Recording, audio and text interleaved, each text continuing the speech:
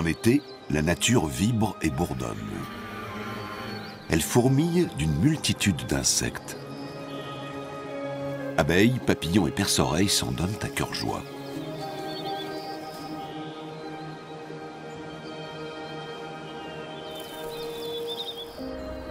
Mais l'arrivée de la saison froide met un terme à leurs activités.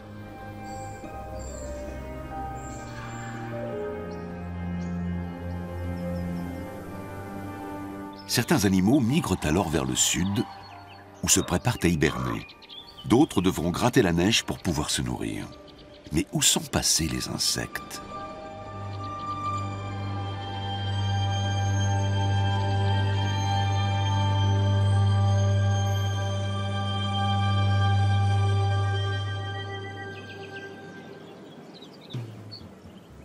L'été est le point culminant de l'année. Les prés sont couverts de fleurs. Ils abritent toutes sortes d'insectes qui butinent le pollen. Par la même occasion, ils fécondent les plantes et contribuent à leur expansion.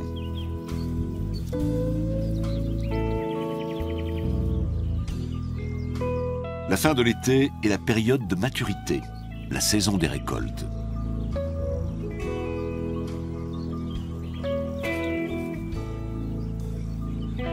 Les arbres sont chargés de fruits appétissants.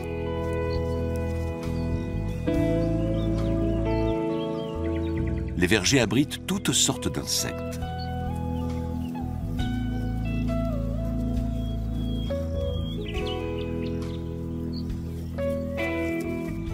La nourriture est abondante, c'est un véritable pays de cocagne.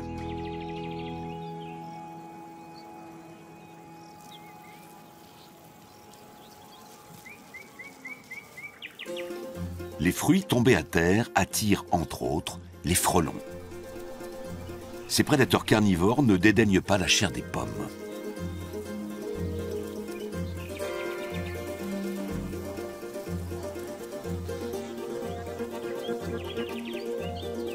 La colonie de frelons niche en hauteur dans le creux d'un pommier.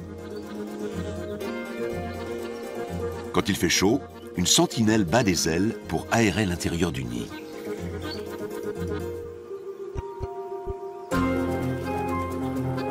Le nid est installé à l'intérieur du tronc, une véritable citadelle faite de papier mâché. Des ouvrières l'agrandissent constamment avec une pâte à base de bois mastiqué imprégné de salive. Elles s'occupent aussi de nourrir les larves.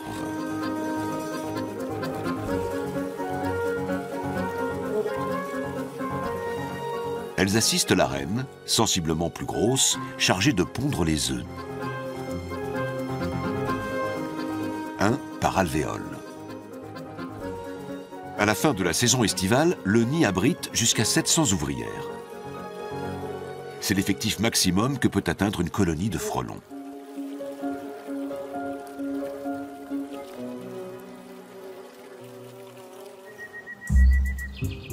Tout près de là, sont installées des ruches qui abritent des essaims d'abeilles.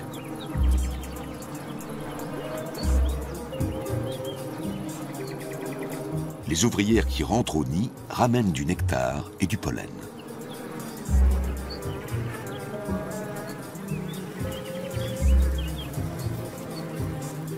Les pattes chargées de pelotes jaunes de pollen, elles sont les bienvenues. Il n'en va pas de même pour d'autres membres de la colonie. L'entrée de la ruche est le théâtre d'une scène cruelle qui préfigure l'arrivée de l'hiver, l'expulsion des faux-bourdons.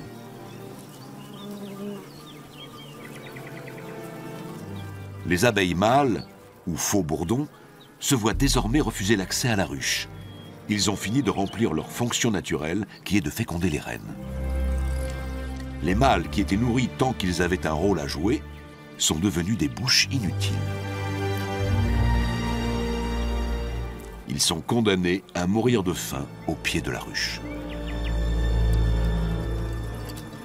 Pendant ce temps, les ouvrières continuent à collecter du nectar et du pollen pour constituer des réserves pour l'hiver.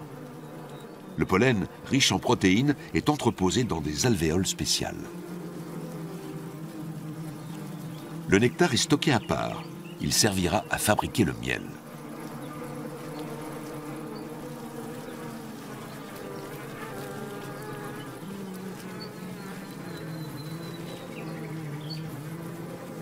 « 60 000 abeilles peuvent cohabiter dans un essaim, autour d'une reine qui peut vivre jusqu'à 5 ans.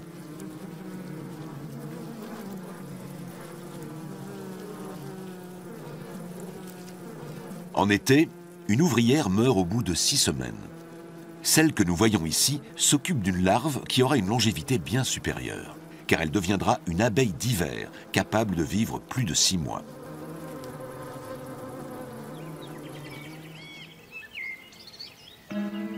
À la fin de l'été, les soirées sont encore douces. Mais les nuits commencent déjà à se rafraîchir. Le matin, les prés et les étangs sont couverts de brume.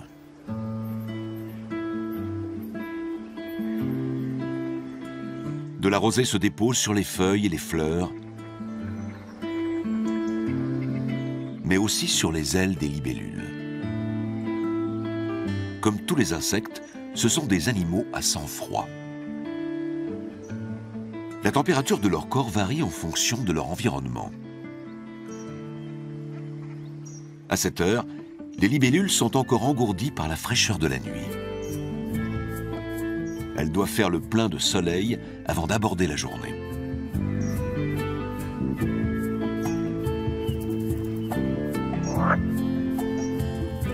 La plupart des espèces de libellules ne vivent qu'un été.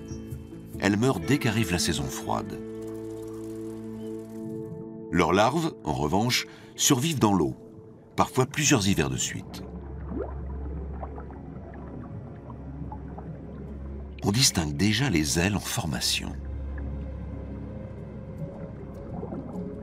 Les larves de libellules respirent en contractant leur abdomen pour faire circuler l'eau à travers leurs branchies. D'autres insectes remontent régulièrement à la surface pour s'alimenter en oxygène. Le dit tique bordé doit faire provision d'air sous ses ailes avant de plonger. Ces coléoptères passent pratiquement leur vie dans l'eau. Elle dure souvent plusieurs années. Ces habiles chasseurs restent à l'affût pour guetter leur proie, des petits poissons comme cette ablette.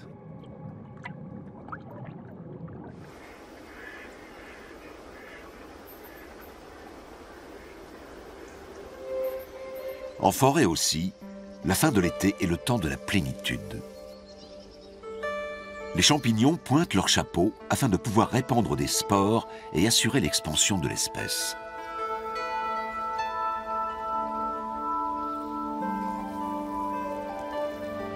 Ils passent le reste de l'année dans la terre, sous forme de mycélium, un réseau de filaments semblable à des racines.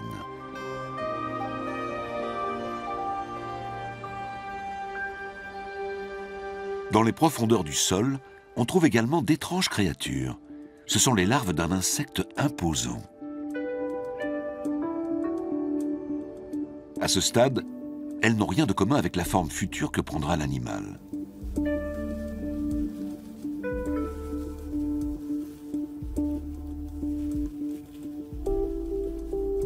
Ces larves ont passé plusieurs années à dévorer du bois mort avec un appétit féroce.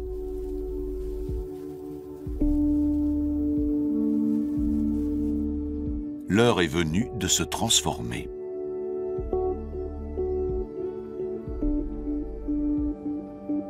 Et d'accéder au stade suivant, celui de la nymphe. Quel animal surgira plus tard de cette nymphe ? La taille des mandibules nous donne un indice. Il s'agit du lucane cerf-volant.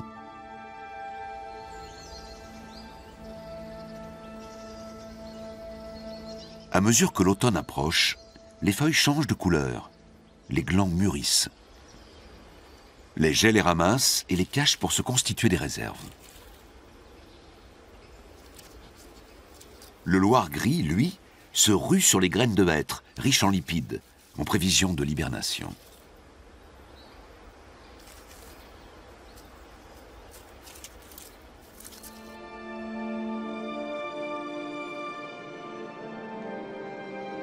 Les températures se rafraîchissent et l'air chargé d'humidité se condense en formant des nappes de brouillard mouvantes.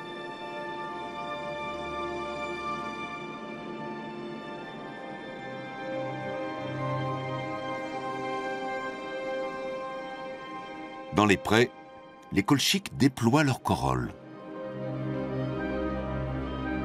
Les journées froides et humides se succèdent.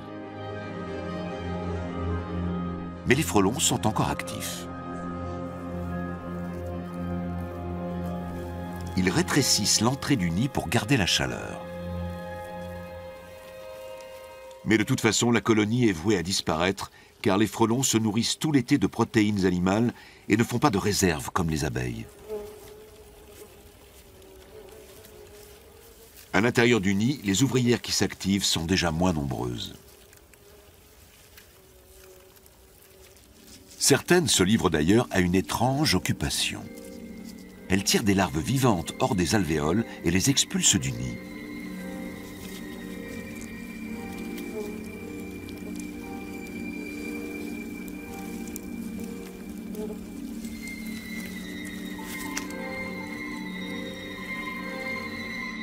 Elles s'entassent mortes au pied de l'arbre. Les ouvrières ont éliminé des bouches inutiles à nourrir.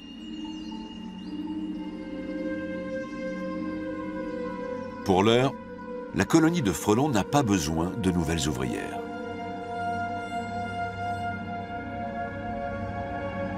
La reine elle-même est devenue inutile.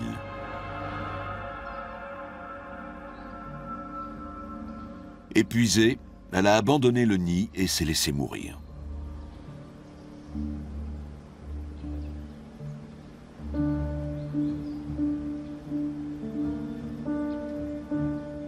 Seules quelques larves reçoivent encore de la nourriture. Ce sont elles qui donneront naissance aux reines qui fondront de nouveaux nids au printemps prochain, si elles arrivent à passer l'hiver.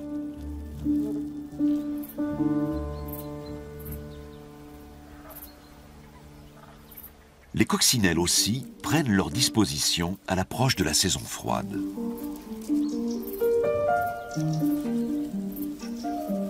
Elles recherchent un endroit protégé, un creux entre des rochers ou la fissure d'un mur. Elles entreront bientôt dans une sorte de léthargie. Leur sang contient un véritable antigel naturel qui leur permet de supporter une température de moins 10 degrés. Sur les meilleurs sites d'hibernation, elles se rassemblent souvent par centaines. Celles qui sont installées dans des crevasses suffisamment profondes seront à l'abri d'une mauvaise surprise. À l'occasion d'un redout hivernal, certaines se réveillent mais ne trouvent alors aucune nourriture. Au printemps prochain, elles commenceront par s'accoupler.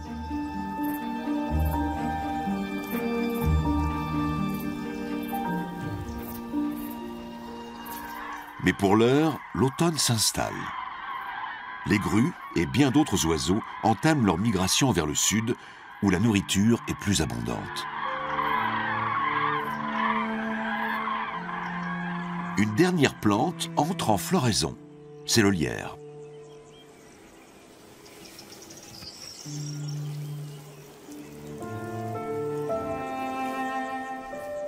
Il attire une foule de papillons, d'abeilles, de guêpes et de cirfes. Il règne autour de la plante une activité frénétique, comme dans la prairie en été. Le vulcain fait le plein d'énergie, car il se prépare à faire un long voyage.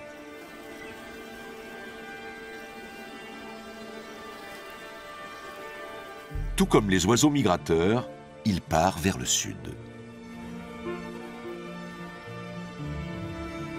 Ces papillons migrateurs quittent l'Europe centrale et parcourent plus de 1000 kilomètres. Pour cela, ils survolent les Alpes et franchissent des cols situés à plus de 2500 mètres d'altitude. Ils iront passer l'hiver dans des régions plus clémentes, au sud de l'Europe, et ils s'y reproduiront.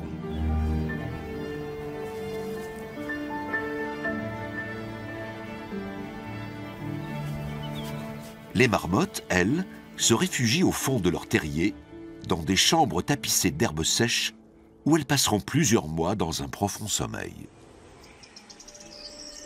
Au nord des Alpes, l'automne réserve encore de belles journées.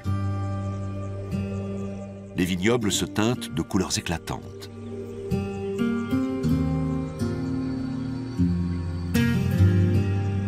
Le raisin arrive à maturité.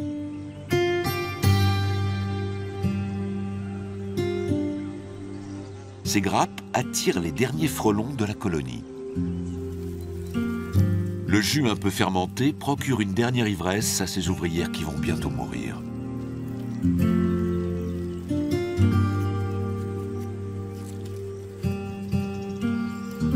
Seules les jeunes reines qui viennent de se transformer ont une chance de passer l'hiver.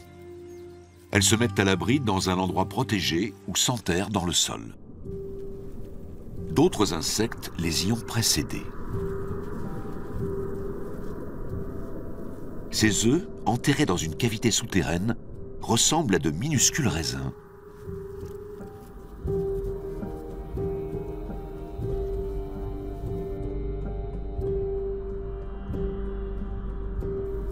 C'est le terrier d'une femelle perce-oreille. Un mille-pattes ose s'aventurer dans le trou.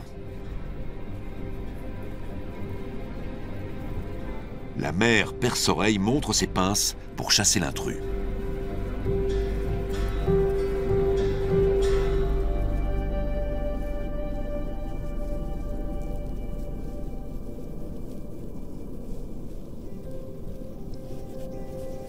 Une femelle peut pondre jusqu'à 70 œufs, gros comme des têtes d'épingle.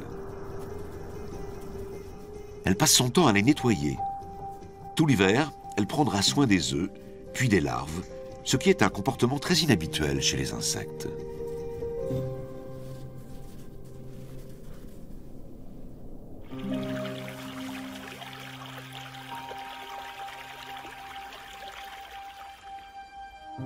Dans les forêts, les feuilles des arbres se sont parées des tons bruns et or de l'automne. Le brame des cerfs résonne dans les clairières.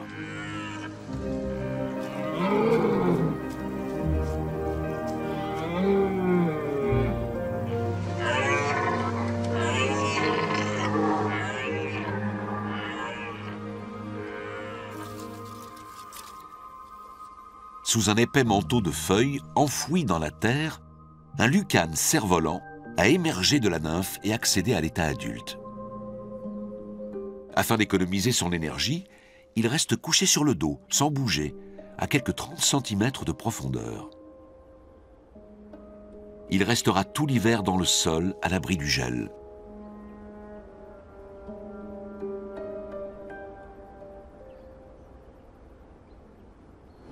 Car dehors, le froid se fait plus mordant. Le loir s'est lui aussi replié dans son terrier, où il dort roulé en boule pour économiser son énergie et garder sa chaleur.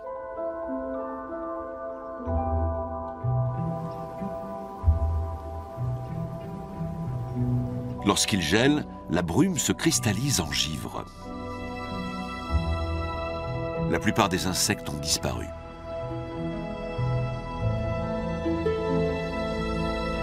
Mais pour certains, les premières gelées annoncent l'heure du réveil.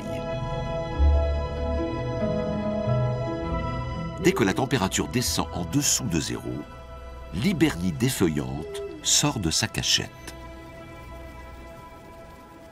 Les papillons mâles, longs de 2 cm, commencent tout d'abord par volter autour des arbres.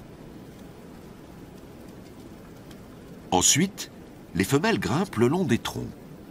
Physiquement, elles n'ont rien de commun avec le mâle. Leurs ailes atrophiées ne leur permettent pas de voler. Elles sécrètent alors une substance odorante, la phéromone, destinée à attirer les mâles. Les deux partenaires s'accouplent dans le froid.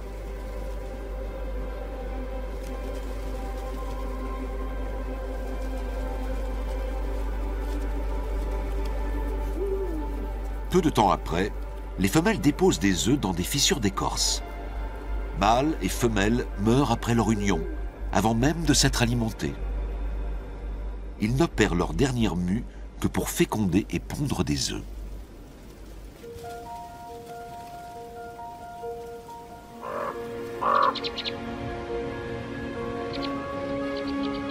Quand la neige tombe, elle forme une couche qui isole le sol de la froidure extérieure.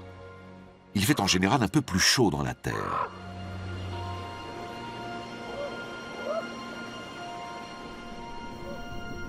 une minuscule araignée vient de faire irruption dans le terrier du perce-oreille.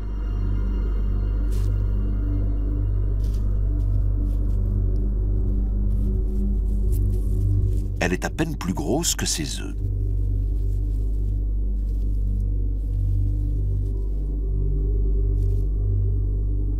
La femelle perce-oreille ne relâche jamais sa vigilance. Elle poursuit ses activités de nettoyage tout en tâchant d'éloigner l'intruse.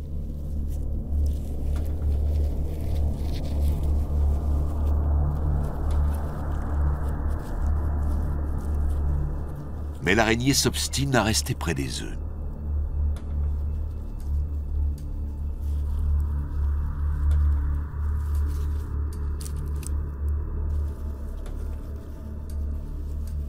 La mère se décide à lancer l'assaut, la queue levée tel un scorpion.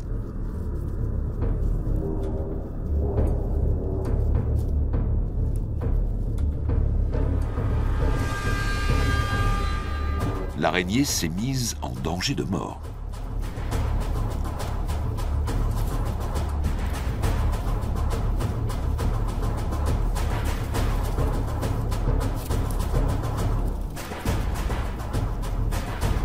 Elle part finalement sans demander son reste.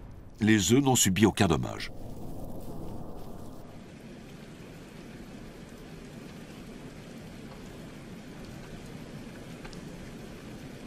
Les paysages d'hiver semblent très paisibles.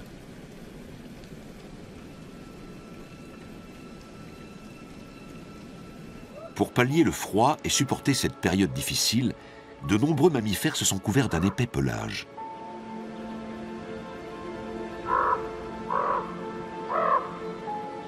Ils doivent gratter le sol pour trouver de la nourriture. En hiver, ils ont besoin de davantage d'énergie.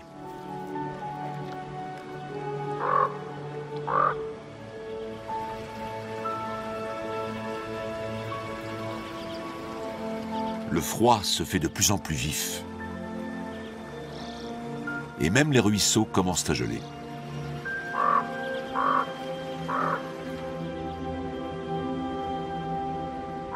Les animaux qui vivent dans l'eau sont protégés, car la glace forme une couche isolante.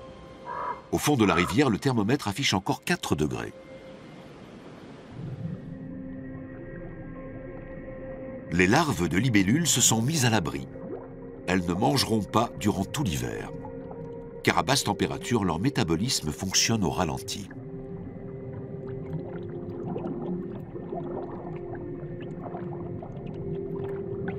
Le dytique bordé a besoin de moins d'oxygène. Quand la surface de l'eau est gelée, il se contente de la provision d'air qu'il a stockée sous ses ailes.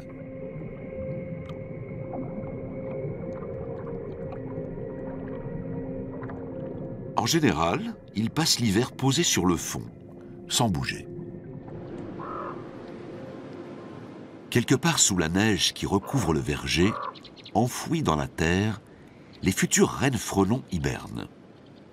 Elles seules survivent à l'hiver pour fonder de nouveaux essaims.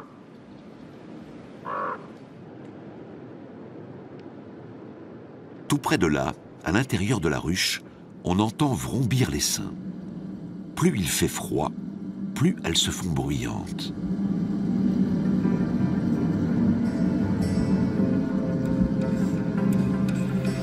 Au centre des casiers de cire, les abeilles se sont rassemblées pour former une grappe. En dépit du froid extérieur, elles parviennent à y maintenir une température supérieure à 20 degrés. La population de la ruche a diminué de moitié, mais elle compte encore quelques 20 000 membres. Régulièrement, les abeilles font vibrer leurs ailes pour contracter leurs muscles et dégager de la chaleur.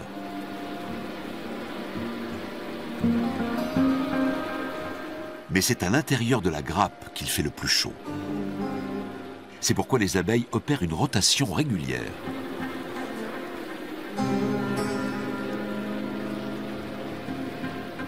Elles sont capables de maintenir cette activité grâce au miel qu'elles ont stocké dans les alvéoles durant tout l'été. Les abeilles le distribuent en se donnant la béquée. Grâce à ce travail d'équipe, la colonie entière survit à la saison froide. y compris la plus importante de toutes, la reine.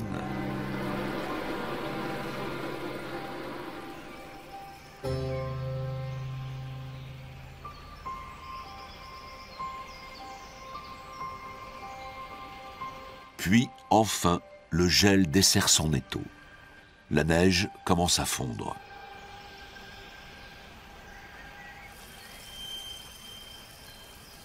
Et les ruisseaux se remplissent d'eau de fonte. Les premiers signes du changement de saison apparaissent.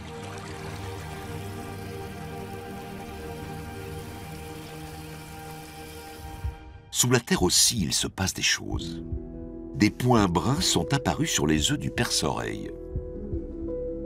Et quelque chose palpite à l'intérieur.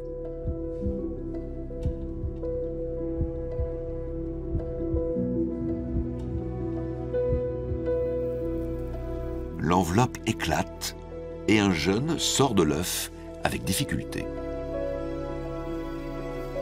Les points bruns correspondent aux yeux de la larve qui subira encore plusieurs mues, mais ressemble déjà beaucoup à l'insecte adulte.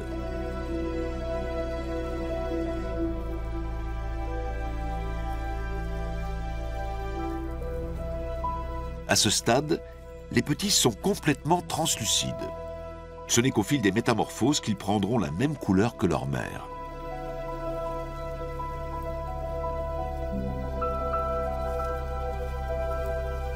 Leur carapace se pigmente rapidement. Cette fois, les derniers œufs feraient bien d'éclore.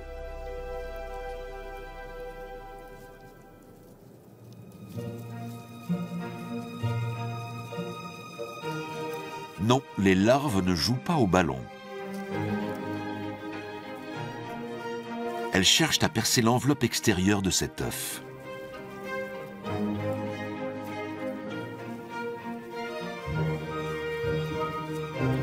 Elles se ruent sur leurs frères et sœurs qui ont trop tardé à naître.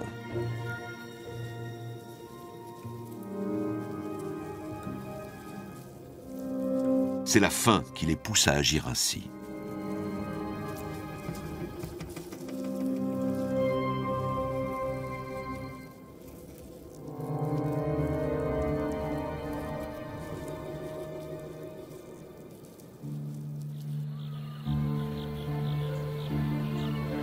Cette fois, les arbres du verger sont en pleine floraison. Ils fournissent de la nourriture aux premières abeilles qui sont sorties pour approvisionner la ruche.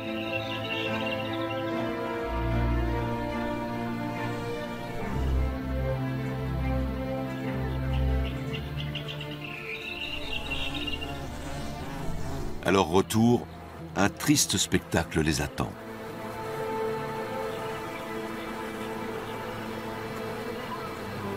L'entrée de la ruche ressemble à un champ de bataille. Des centaines d'abeilles mortes s'entassent pêle-mêle.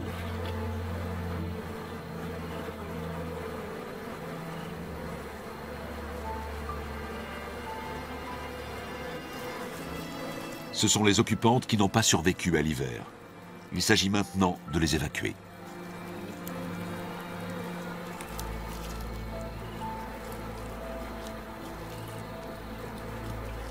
Cette opération s'apparente à un grand nettoyage de printemps.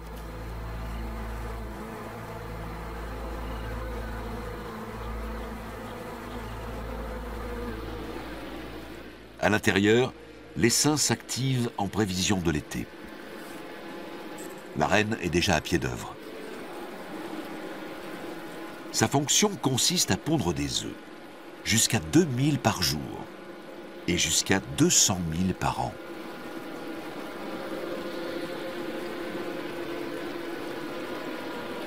Chacun est déposé dans une alvéole différente. Ce sont les ouvrières qui les prennent en charge, jusqu'à ce que la larve parvienne au stade adulte.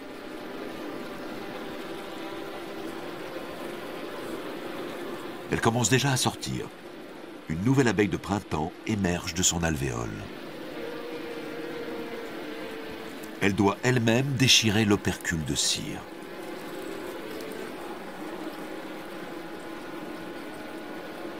Ces premières semaines, elle les passera à l'intérieur de la ruche, au service de la reine. Plus tard, elle ira à son tour butiner pour collecter du nectar.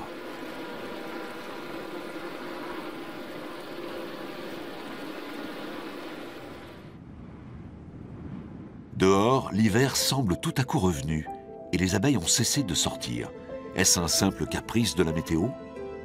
Ou un signe qui préfigure le changement climatique? À l'avenir, en tout cas, le rythme des saisons se fera de plus en plus capricieux, ce qui pourrait gravement perturber le cycle complexe de nombreux insectes.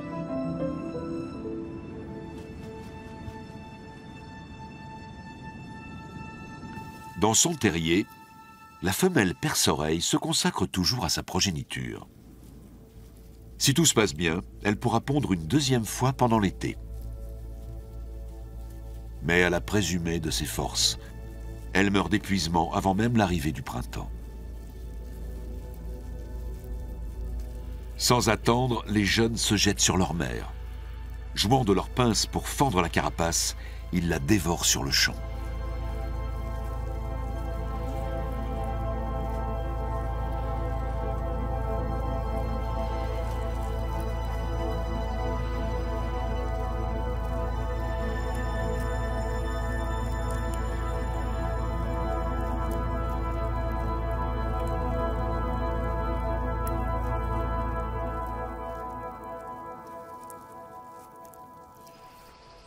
Le retour du froid est de courte durée.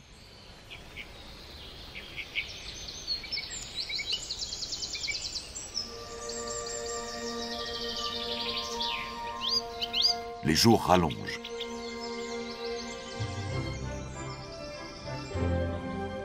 Chez les oiseaux, la saison des amours commence. Les œufs ne tardent pas à éclore.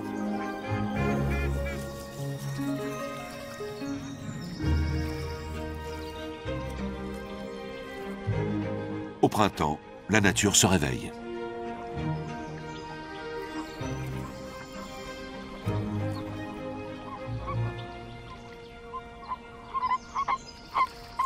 Lors de l'accouplement des grenouilles, il arrive souvent que plusieurs mâles s'accrochent à une même femelle.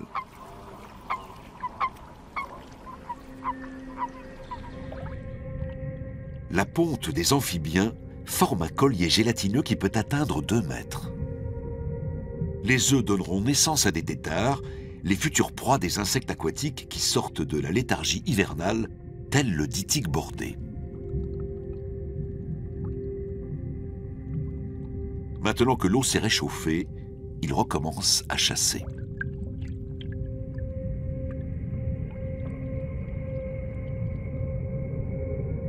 Les larves de libellules aussi se sont remises à l'affût.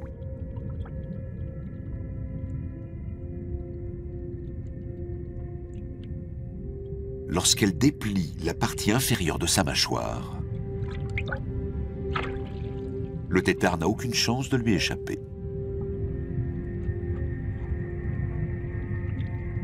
Les dytiques bordés se sont déjà reproduits. L'éclosion des œufs a donné naissance à des larves capables de nager.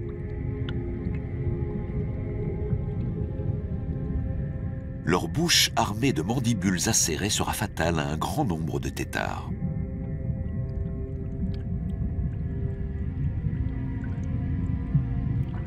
Dans quelques mois, ces larves voraces se seront métamorphosées en coléoptères.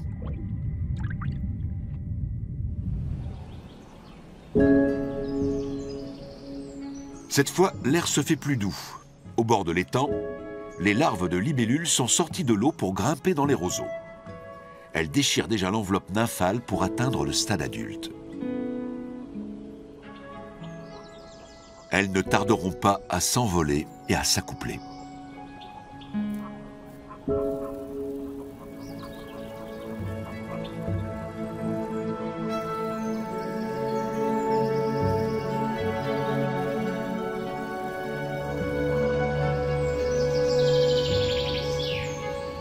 Dans le verger réapparaît une jeune reine frelon qui a survécu à l'hiver.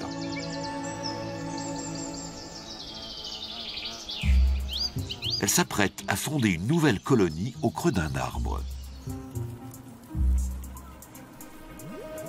Pour cela, elle doit construire le nid, récolter de la nourriture, pondre des œufs et nourrir les premières larves. Une activité à plein temps pour cette jeune mère célibataire.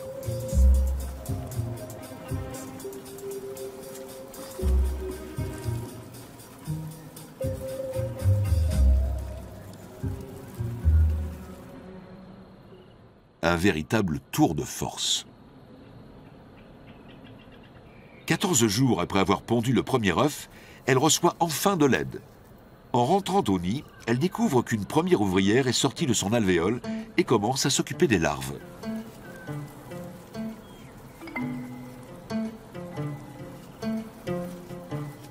Pendant 2 ou 3 jours, elle ne sort pas du nid.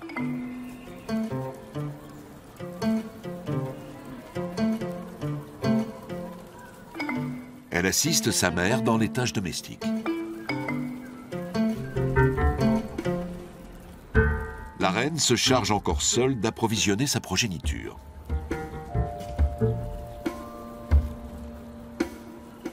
Mais cette fois, elles sont 2 à nourrir les larves.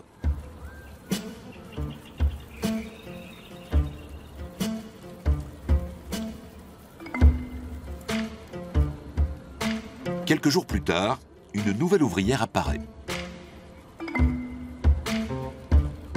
Mais les larves sont de plus en plus nombreuses à réclamer des soins. Bientôt, les ouvrières quittent à leur tour le nid. Elles se posent sur les arbres pour en déguster la sève. C'est leur premier repas.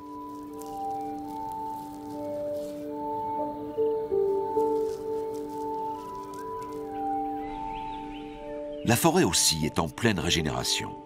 Les chênes sont désormais couverts de feuilles.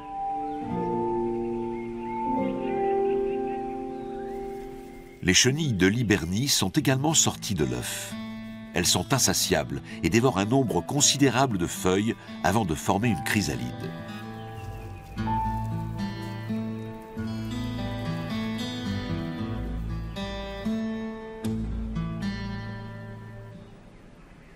Dans la forêt, la salamandre tachetée a passé l'hiver à l'abri du gel dans des crevasses ou des grottes.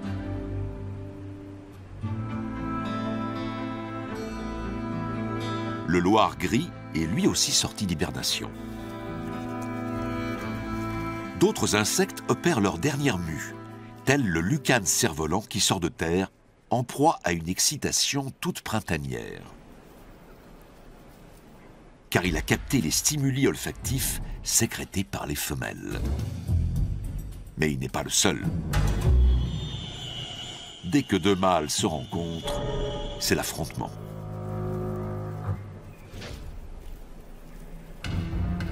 Les mandibules du cerf-volant ressemblent à des bois de cerf, d'où son nom. D'ailleurs, ils s'en servent comme d'une arme lorsqu'ils combattent. L'objectif est de renverser son rival sur le dos ou de le faire tomber de l'arbre. Lors de ces combats, les mâles déploient une énergie prodigieuse qui leur permet de soulever jusqu'à 100 fois leur poids. Il arrive aussi qu'un des 2 rivaux reçoive une blessure mortelle.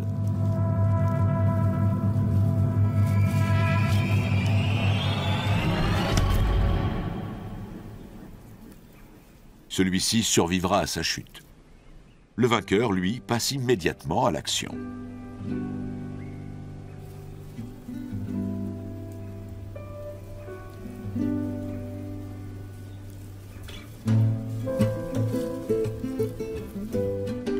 L'accouplement s'achève brutalement. La femelle ne tardera guère à aller déposer ses œufs entre les racines d'un arbre mort.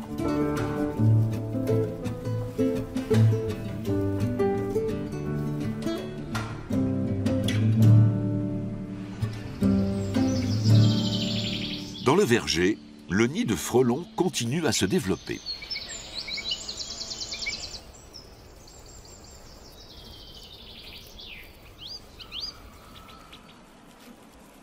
Les ouvrières s'activent maintenant par dizaines, et pas seulement pour approvisionner la colonie en nourriture.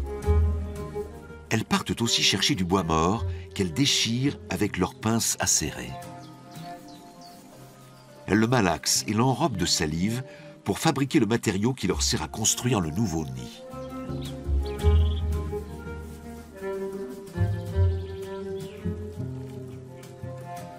certains nids peuvent atteindre 50 cm de haut.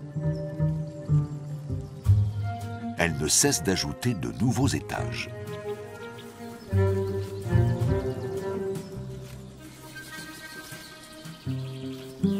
La reine peut désormais se consacrer à sa tâche principale, pondre un œuf au fond de chaque alvéole.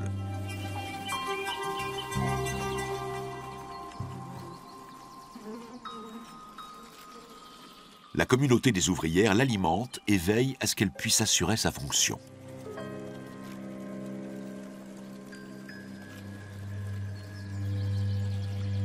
La nouvelle colonie pourra ainsi croître sans problème.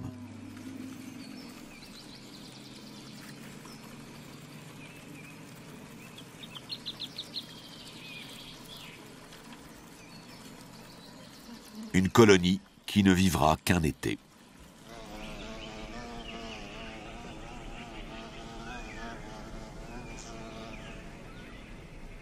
Sur la prairie, l'herbe a reverdi et les plantes sont à nouveau en fleurs. Les perce-oreilles ont quitté depuis longtemps le terrier et sont maintenant à la recherche de nourriture.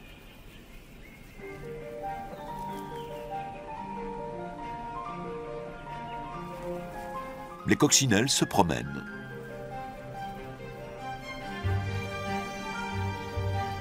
Et œuvrent à la survie de l'espèce.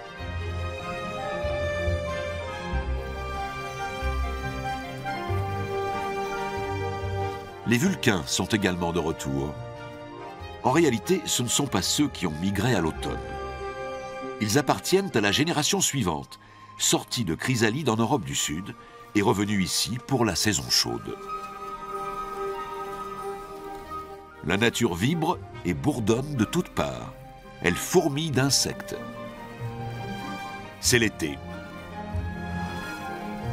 Et toute cette agitation durera jusqu'à l'hiver prochain.